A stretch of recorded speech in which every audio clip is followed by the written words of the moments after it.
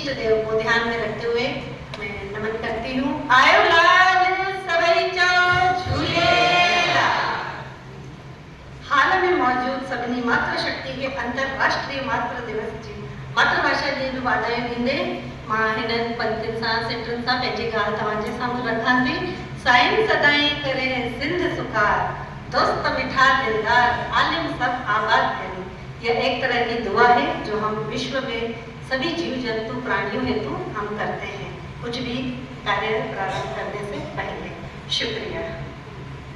जीअं त सभिनी खे ॼाण आहे त सिंधी समाज विरहाङे जो दर्द भोगे अविभाजित भारत मां टिणिजी पखिड़िजी पंहिंजी पहाड़ुनि खां कीअं जुदा थियो ऐं जंहिंखे जिते जाइ मिली उते वसंदो वियो। अझो अटो ऐं लटो जहिड़ी ज़रूरतुनि खे पूरो करण बैदि शून्य खां शिखर ताईं ही समाज पहुतो। इन्हीअ विच में जेको वॾे में वॾो घाटो सिंधी समाज जो थियो सो हुयो असांजी ॿोली यानी असांजी मातृभाषा। साथियों, माण्हुनि जे विच में ॿोली हिकु पुल जो कमु कंदी आहे। असां वटि पंहिंजी विरासत जे रूप में कुझु बि न हुयो। असां सभु उते सिंध में छॾे आयासीं, साण खणी आयासीं त सिर्फ़ु पंहिंजी ॿोली। सिंधी जंहिं बि प्रांत में रहनि पिया उतां जी भाषा को सिखी करे पंहिंजो पाण खे वसाईंदा पिया रहनि।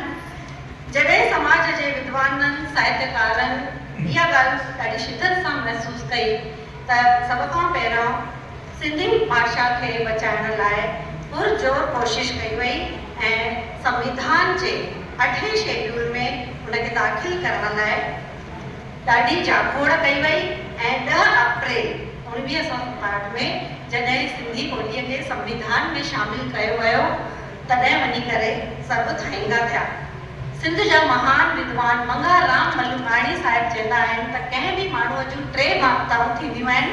पहिरीं जनम ॾियण वारी माउ जेका हयाती अनुसार हली वेंदी आहे, ॿी जनम भूमि सिंध प्रांत जेको असां अविभाजित भारत खां पोइ छॾे आयासीं। टी थींदी आहे पंहिंजी मातृभाषा ॿोली मदर टंग जेका असां पाण सां साण खणी आयासीं। जेकॾहिं असां हिन प्रांत में भारत देश में अची करे असां पंहिंजी ॿोलीअ खे विसारे छॾियो त असीं अनाथ थी वेंदासीं।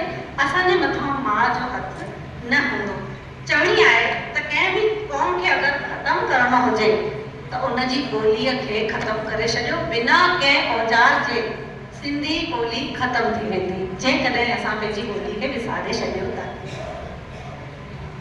अचो पंहिंजी मिठड़ी सिंधी ॿोली खे बचाइण लाइ पुरजोर कोशिश कयूं। असां कंहिं बि शहर में वेंदा आहियूं त ॾिसंदा आहियूं असां महाराष्ट्र, राजस्थान, गुजरात वग़ैरह वग़ैरह जिते बि वेंदा आहियूं असां ॾिसंदा आहियूं उते जेके बि संस्थाऊं आहिनि या जेके कारोबारी व्यवसाय आहिनि, हॉस्पिटल आहिनि, स्कूल आहिनि, सभु ते जेके बैनर हूंदा आहिनि उहे पंहिंजी मातृभाषा में हूंदा आहिनि।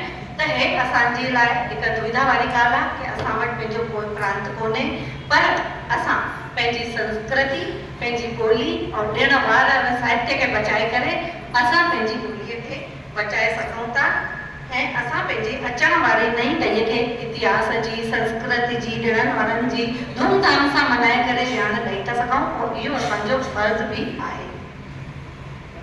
हिते मूंखे असांजे सिंधी ॿोली जे महान साहित्यकार शायर नारायण श्याम जूं ॿ सिटरा यादि थियूं अचनि त खिज़ा हाल ओरे त कंहिंसां ओरे सदा सिखिया जे बहारनि जी ॿोली अला ईअं न थिए जो किताबनि में पढ़िजे त हुई सिंध ऐं सिंध वारनि जी ॿोली।